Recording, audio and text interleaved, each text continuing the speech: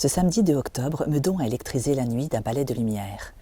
Un parcours numérique prenait naissance au cœur des créations architecturales et emblématiques de la ville, invitant les Meudonnais à se plonger dans un monde mêlant, le temps d'une nuit, l'esthétisme de l'art digital et de l'art architectural. À la nuit tombée, à Meudon-la-Forêt, le plan d'eau de la résidence, imaginé par l'architecte Fernand Pouillon, mélangeait projection et technologie LED.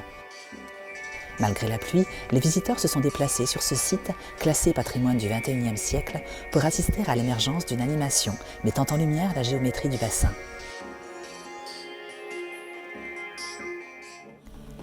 Après les foudres du temps et l'espace du lieu, les visiteurs ont pu se retrouver à la médiathèque de Meudon-la-Forêt dans une ambiance plus intimiste, propice à l'introspection. Ce lieu de culture accueillait une pluie de musique et de lumière, savant mélange de tradition et de modernité.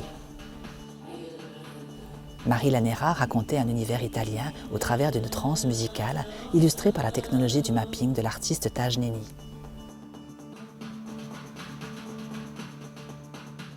En suivant un chemin lumineux, le visiteur se laissait ensuite guider vers un nouveau monde de lumière, étrange et captivant, au musée d'art et d'histoire. L'ancienne maison d'Armande Béjart semblait traversée par une ligne de feu, avançant inexorablement sur un paysage lunaire. Le musée de France dévoilait ainsi la photogrammétrie, mélange de projections vidéo et de laser.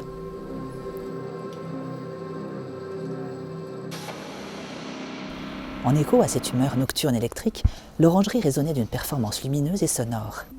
La rigueur rectiligne de l'œuvre de Peer to Peer contrastait avec l'univers cabossé de l'œuvre précédente.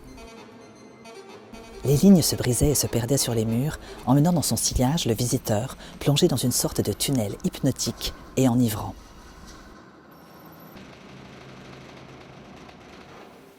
Un dernier rendez-vous attendait le visiteur au potager du Dauphin. Derrière les vitres se déployait la sculpture Abiotopia. Ce dernier lieu intimiste accrochait le visiteur par une émergence de lumière venant se briser sur des formes géométriques. La soirée se refermait dans un environnement sonore captivant.